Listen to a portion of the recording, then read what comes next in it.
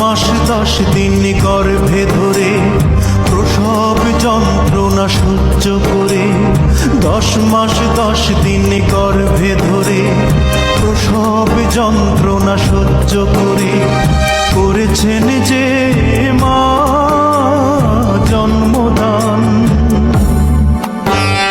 ঘুম পাড়ানি গান শুনিয়ে বুকের রক্ত দুধ বানিয়ে, ঘুম পাড়ানি গান শুনিয়ে বুকের রক্ত দুধ বানিয়ে করিয়েছেন যে মা দুগ্ধ পান।